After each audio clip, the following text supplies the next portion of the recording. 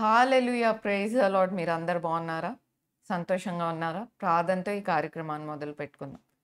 ప్రేమగల తండ్రి, పరిశుద్ధమైన దేవ, నన్ను నీ సిలువ చాటున మరుగుపరిచి, నీ మాట నా నోట ఉంచండి నాయన. శక్తి చేత, బలం చేత కాదు కానీ, అయ్యా నీ ఆత్మ ద్వారా నడిపించండి. ఇక్కడ మీ సన్నిధి మెండుగా దయచేయమని ప్రభువైన యేసుక్రీస్తు నామములో అడిగి వేడుకుంటున్నాను తండ్రి. ఆమేన్. మీ అందరికీ వందనాలండి. మరి క్రిస్మస్ దినాల్లో ఉన్నాము. ఇది ఈ సమయంలో క్రిస్మస్ సందేశాలు వినటం ఎంతో ముఖ్యం. ఎందుకంటే సంవత్సరం అంతా మనం ధ్యానించాం కదండీ! కాబట్టి క్రిస్మస్ సందేశాలు వినటం ఎంతో ఆశీర్వాదకరం. అయితే ఈ దినాన యేసు ప్రభు యొక్క వంశావళిలో ఒక 5గురు స్త్రీలను మనం చూడవచ్చు. ఎంతమంది మత్తయి సువార్త 1వ అధ్యాయం చదివారు? వీరి నుంచి వీరిని కనెను అని రాయబడి ఉంటది గదండీ! కానీ అది చాలా బోరింగ్‌గా ఫీల్ అవుతారు.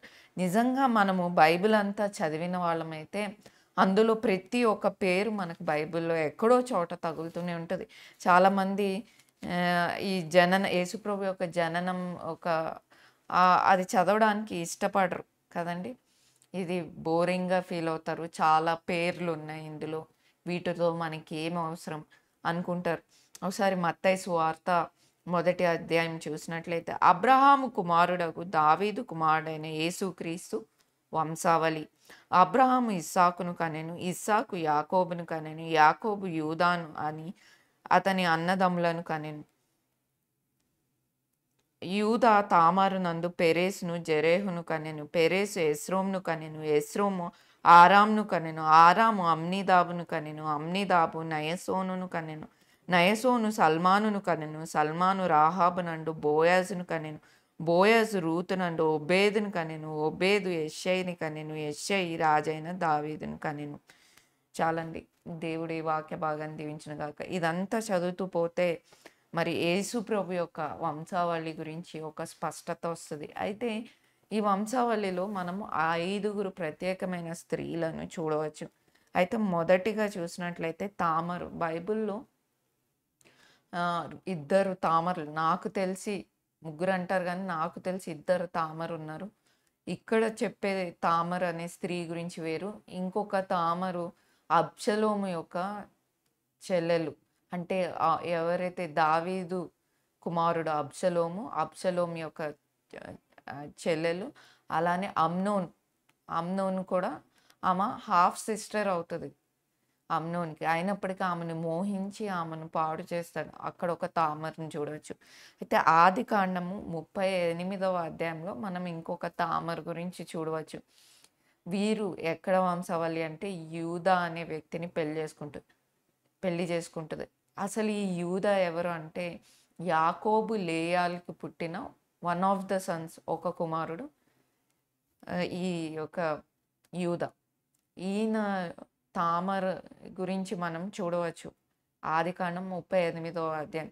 ఈ యూదాకి తామర ఏమవుతదంటే కోడలవుతది. అయితే ఈ యూదాకి ముగ్గురు కుమారులుంటారు. ఒకసారి ఆ వచనం చదువుకుందామండి. ఈ ఆదికాండం 38. ఆ కాలమందు యూదా తన సహోదరులను విడిచి హీరా అను ఒక అదుల్లామీయు యొద్ద ఉండుటకు వెళ్ళెను. అక్కడ షూయా అను ఒక కనానీయుని కుమార్తె అయిన యూదాని చూసి ఆమెను తీసుకొని ఆమెను పోయెను. ఆమె గర్భవతి అయి కుమారుని కనగా అతడు ఏరు అను పేరు పెట్టెను. మరి షూయా అనే కనానైట్స్ అంటే అన్యులు. మరి యూదా అంటే దేవుని వంశావళిలో వచ్చేవారు. అయితే ఒక అన్య స్త్రీ ఒక షూయా అనే వ్యక్తి యొక్క కుమార్తెను పెళ్లి చేసుకొను. ఓర్ అనే వ్యక్తిని కనెను. అయితే ఆ ఓర్ అనే వ్యక్తి దేవుని దృష్టిలో మరి దేవునికి నచ్చని విధంగా ఉన్నందుకు దేవుడు అతనిని హతం చేశాడని మనం చూడవచ్చు. అక్కడ చూసినట్లయితే ఆమె గర్భవతి అయి కుమారుని కనగా వానికి ఏరు అని పేరు పెట్టెను. ఆమె మరలా గర్భవతి అయి కుమారుని కని వానికి ఓనాను అని పేరు పెట్టెను. ఆమె మరలా గర్భవతి అయి కుమారుని కని వానికి షేలా అని పేరు పెట్టెను. ఆమె వీని కన్నప్పుడు అతడు కజీబులో ఉండెను. యూదా తన జ్యేష్ఠ కుమారుడైన ఏరును తామారు అను దానిని పెండ్లి చేశాను.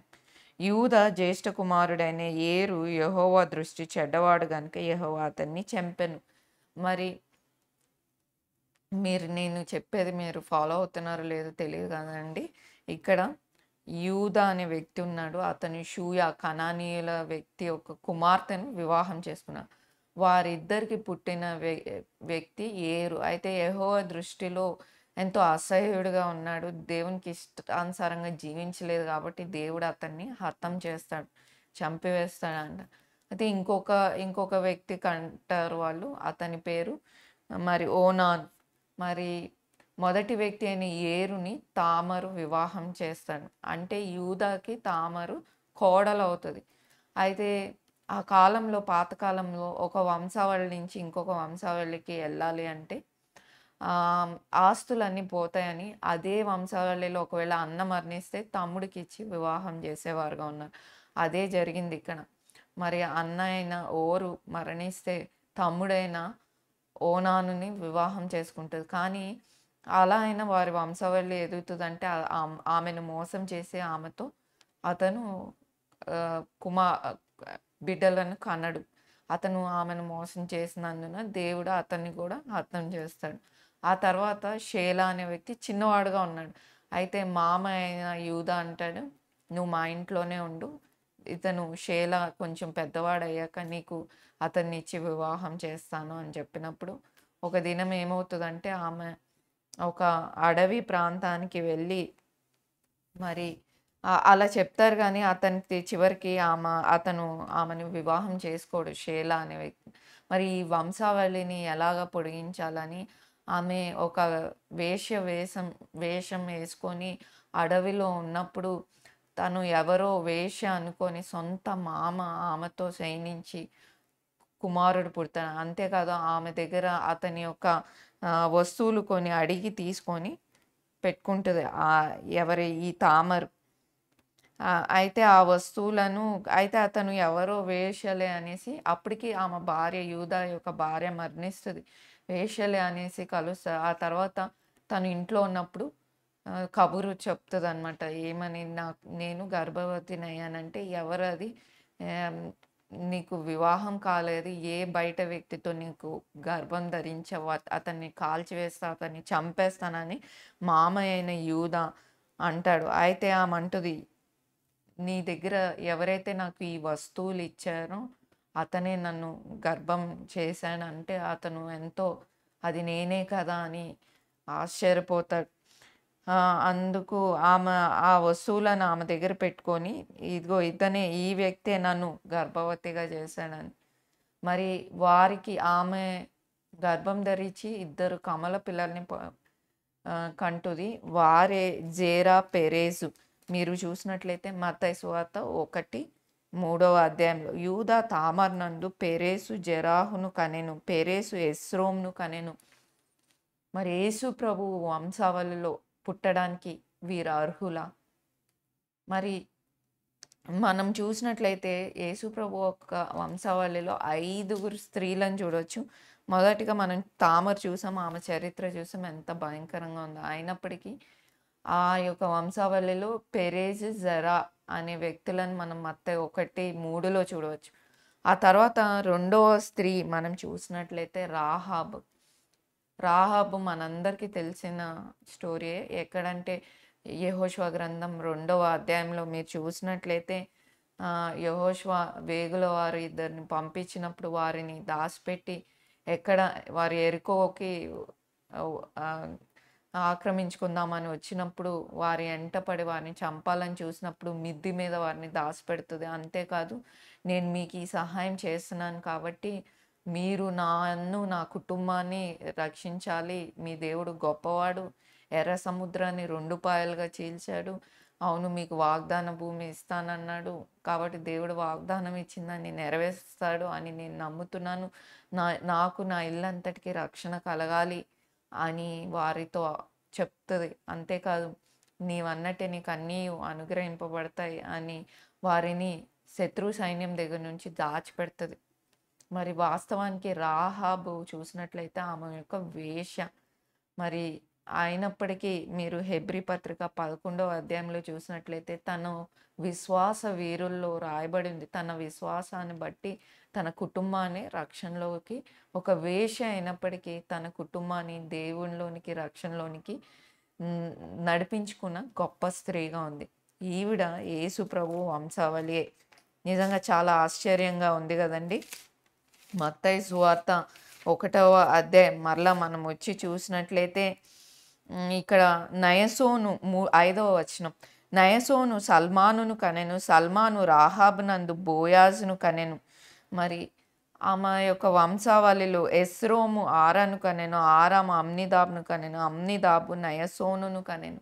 మరి పెరేజ్ జారా అంటే ఎవరైతే తామర ఉందో వారికి పుట్టిన కుమారులు పెరేజ్ జారా. వారికి పుట్టిన కుమారులు ఎస్రోము. ఎస్రోముకి పుట్టిన కుమారులు అమ్నిదాబు. అమ్నిదాబుకి పుట్టిన కుమారుడు నయసోను. నయసోను ఎవరో కాదు, రాహాబు యొక్క భర్త. ఇక్కడ చూసినట్లయితే మీరు హెబ్రీ పత్రిక 11వ అధ్యాయం మీరు చూసినట్లయితే అక్కడ రాహాబు గురించి ఎంతో చక్కని 31వ వచనం. విశ్వాసమును బట్టి రాహాబు వేశ్య వేగుల వారిని సమాధానంగా చేర్చుకొనినందున అవిధేయులతో పాటు నశింపక ఇక్కడ చూసినట్లయితే ఆమె విశ్వాసంతో రక్షించుకుంది కాబట్టి అవిధేయులతో పాటు నశింపక తను తన ఇంటి వారందరూ రక్షింపబడ్డారు. అంతేకాదు ఈ యొక్క సల్మాను రాహాబు నందు బోయాజ్ను కనెను. మరి 3వ స్త్రీని చూసినట్లయితే రూతు. మనందరికీ తెలుసు మోయాబీరాలు. మరి నయోమిని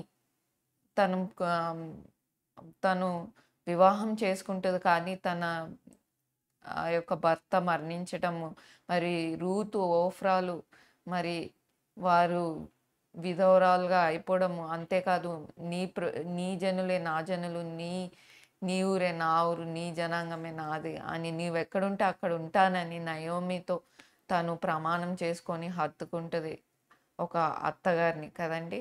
మరి ఆమె ఇలా స్త్రీ ఒంటరిగా ఉండడం నచ్చక మరి తన చుట్టమైన బోయాజును వివాహంకి ఇచ్చి పెళ్లి చేస్తుంది. మరి ఈ బోయాజ్ ఎవరో కాదు, రాహాబు యొక్క కుమారుడు. అలానే బోయాజు రూతు నందు ఎవరిని కంటారంటే ఓబేదును కంటారు. మరి మోయాబీలు ఎవరండి? బైబిల్లో మీరు చూసినట్లయితే లోతు ఆ సొదొమ గొమొర్రా పట్టణం అంతా ఆ యొక్క వారు చేసే లైంగికమైన పాపాలను బట్టి దేవుడు అగ్నితో ఆ పట్టణాన్ని కాల్చివేసినప్పుడు అబ్రహాంను బట్టి దేవుడు అబ్రహాము వేడుకున్నాడు కాబట్టి లోతును కనికరిస్తాడు. లోతు భార్య నా నగలు ఏమైపోతాయి, నా వస్తువులు ఏమైపోతాయని తను అక్కడ వెనక్కి తిరిగి చూసినందుకు ఉప్పు స్తంభం అయిపోతుంది. కానీ లోతు తన కుమార్తెలు మరి అక్కడి నుండి బయటకు వస్తారు. కానీ తన సొంత నాన్నతో వారు శయనించి మరి బిడ్డలను కంటారు. అదే మోయాబీ సంతానం. అంటే ఒక పవిత్రము లేని అన్‌క్లీన్ సంతానం, అన్యులు, అపవిత్రమైన వారు అనవచ్చు. మరి ఆ మోయాబీల వంశావళిలో రూతును మనం చూడవచ్చు. రూతు బోయాజునందు ఓబేదును కనెను. మరి ఓబేదు వారి కుమారుడు అయితే ఓబేదు జెస్సీని కనెను. జెస్సీ ఎవరండి? మీరు యెషయా గ్రంథము చూసినట్లయితే ఒకసారి చూద్దాం. యెషయా గ్రంథం 11వ అధ్యాయం 1వ వచనం మీరు చూసినట్లయితే యెషయి మొద్దు నుండి చిగురు పుట్టును, వాని వేరుల నుండి అంకురం ఎదిగి ఫలించును. మరి యెషయి మొద్దు నుండి చిగురు పుట్టును. మరి మనందరికీ తెలుసు యేసు ప్రభువారు దావీదు వంశావళి. మరి యెషయి మొద్దు నుండి చిగురు పుట్టును. మరి అది ఫలించేటి చిగురుగా ఉంది. అది ఎవరో కాదు, యేసు ప్రభు. మరి రూతు బోయాజు నందు ఓబేదును కనెను. ఓబేదు యెషయిని కనెను. యెషయి దావీదును కనెను కదండి. ఇప్పుడు మీకు అర్థమవుతుందా? మత్తయి సువార్త 1వ అధ్యాయంలో మనం చూసిన వంశావళిలో ఉన్న వారందరినీ మనం కవర్ చేసాం. ఆ నలుగురు స్త్రీల్లో చూసినట్లయితే మొదటి ఆమె కనానీయురాలు, అన్యురాలుగా ఉంది. అయినప్పటికీ ఎందుకంటే చెప్పాను కదా, వాళ్ళ మామ అయిన షూయా కనానీయుడిగా ఉన్న అన్యులు విగ్రహారాధికులు అయినప్పటికీ ఆమె తామరుని దేవుడు యేసుప్రభు వంశావళిలో మనం చూడవచ్చు. ఆ తర్వాత రాహాబు ఒక వేశ్యగా ఉంది. ఆమె విశ్వాసం ద్వారా ఆమె రక్షింపబడింది, ఒక వేశ్య అయినప్పటికీ. ఆ తర్వాత రూతు మోయాబు, ఈ యొక్క రాహాబ్ కూడా కనానీయురాలు. మరి రూతు మోయాబీరాలు. మరి ఆ తర్వాత యేసుప్రభు వారి వంశావళిలో 4వ స్త్రీ బత్షెబ. మీ అందరికీ తెలుసు. రూతు బోయాజు నందు ఓబేదును కనెను. ఓబేదు యెష్షయిని కనెను. యెష్షయి దావీదును కనెను. దావీదు యొక్క భార్య బత్షెబ. అంటే మరి అతను ఉరియా భార్యను మరి మిద్ది మీద వెళ్ళి అతను ఆమె స్నానం చేసేటప్పుడు చూసి ఆమెను మోహించి, ఆమెని ఇష్టపడి, అతని భర్త అయిన ఉరియా యుద్ధానికి వెళ్ళినప్పుడు చంపించి ఆమెతో పెట్టుకున్న బత్షెబ. ఎంత భయంకరమైన పాపం కదండి! మరి వారికి పుట్టిన కుమారుడే సొలొమోన్. మరి వీరందరూ యేసు ప్రభు వారి వంశావళిలో ఉండటానికి అర్హులా? కాదు. కానీ దేవుడు చాలాసార్లు మనము ప్రభువు సన్నిధికొచ్చినప్పుడు నా గతము నేను ఎవ్వరికీ చెప్పుకోలేను. నా గతం ఎంతో ఒకప్పుడు నేను ఇలా ఉన్నాను. నా గురించి ఎవరికైనా తెలిస్తే నన్ను అసహ్యించుకుంటారు. నా గతము నేను ఎవరితో పంచుకోలేను అనని ఎంత ఘోర పాపినైనా దేవుడు కనికరింపకుండా ఉండనేరడు. ఎంత ఘోర పాపినైనా ఆయన రక్షిస్తాడు. మరి వీరందరూ అర్హత లేనప్పటికీ దేవుడిని యేసుప్రభు యొక్క జననం ఎంతో పరిశుద్ధమైనది. మరి ఈ నలుగురు స్త్రీలను చూస్తాం. ఆ తర్వాత 5వ స్త్రీగా మనం మరియని చూస్తాం. అయితే మరియ దగ్గరికి వచ్చేసరికి మరి యేసుప్రభు వారికి చాలా కాలం పట్టింది లోబడే ఒక స్త్రీ దొరకటానికి. ఎందుకంటే ఆదికాండం మీరు చూసినట్లయితే 2వ అధ్యాయంలో ఆదాము అవ్వలు తినకూడని ఫలము తిన్నప్పుడు దేవుడు భూమిని శపిస్తాడు. సాతాను ఏదైతే ఉందో ఆ సర్పాన్ని శపిస్తాడు. నువ్వు నేల మీదే పాకుతూ మట్టి తింటావు. మరి నేను నీకును స్త్రీ సంతానానికి వైరము కలుగజేస్తాను. నీవు దాన్ని మడిమె మీద నిన్ను తల మీద కొడతాను, నీవు దాన్ని మడిమె మీద కొడదు అని చెప్పి సవాలు విసురుతాడు సాతానుతో. ఏ సర్పమైతే అవ్వను మోసం చేసిందో అదే సర్పాన్ని యేసుప్రభు వారు పరిశుద్ధమైన జననంతో మరియ గర్భంలో మరి శిశువుగా వచ్చి పరిశుద్ధాత్మ ద్వారా ఆమె శిశువుగా పుట్టడం జరుగుతుంది. మరి మీరు చూసినట్లయితే సవాలు పుట్టి ఏ స్త్రీనైతే పాపం చేయమని సాతాను ప్రేరేపిస్తుందో అదే స్త్రీతో పరిశుద్ధంగా యేసుప్రభు వారి లోకానికి వస్తారు. అదే చూస్తాం. మరియు నీకును స్త్రీకిని నీ సంతానమునకు ఆమె సంతానముకు వైరము కలుగజేసేదను. అది నిన్ను తల మీద కొట్టును, నీవు దానిని మడిమె మీద కొట్టుదు అని చెప్పాను. మరి ఎప్పుడైతే యేసుప్రభు వారు ఆ స్త్రీ ఎలా అయితే మోసగింపబడిందో ఆ యొక్క సర్పం ద్వారా తినకూడని ఫలం తిని అదే స్త్రీ పరిశుద్ధంగా ఈ లోకానికి శిశువుగా పుట్టి పరిశుద్ధాత్మ ద్వారా గర్భం ధరించి మరి ఈ లోకానికి వచ్చి ఆయన సిలువను జయించి మృత్యుంజయుడయి సాతాను యొక్క తలను చితక్కొట్టాడు. ఇప్పుడు మీకు సీక్వెన్స్ అర్థమైందా? మరి అంతేకాదు యేసుప్రభు వారి వంశావళిలో ప్రభుకు చాలా కాలం పట్టింది. అంటే ఇంచుమించు ఆదాము అవ్వలు ఎపిసోడ్ జరిగిన తర్వాత వారిని భూమికి దేవుడు పంపించేసి అప్పటిదాకా ఏదైనా తోటలో వారు ప్రభుతో ఉన్నవారు పాపం చేసినందుకు వారు వెలివేయబడతారు. ఆ తర్వాత ఒక పరిశుద్ధమైన లోబడే స్త్రీని కనుగొనటానికి ఇంచుమించు కొన్ని వందల సంవత్సరాలు పట్టింది. అదే మనము మరియని చూస్తాం. 16 ఏళ్ల వయసు, ఏమీ తెలీదు.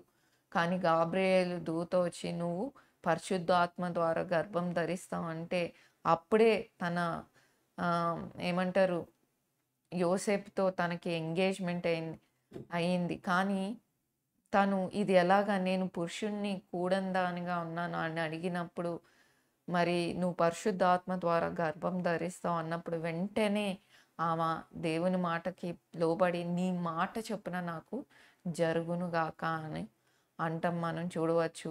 మరి యేసుప్రభు వారు సవాలు విసిరి ఈ లోకానికి వచ్చారు. మరి ఈ 5గురు స్త్రీలు ప్రత్యేకమైన స్త్రీలు అనవచ్చు. మరి వారు గతం ఏమైనప్పటికీ వారు దేవుని యొక్క వంశావళిలో దేవుడు అంత ఆధిక్యత, అంత అర్హతను ఇ ఇచ్చాడు అని చెప్పవచ్చు. మరి మనము చాలా సార్లు అసలు నేను అర్హుడనా? దేవుడు నన్ను కూడా వాడుకుంటాడా? నా గతం బహు భయంకరమైనది.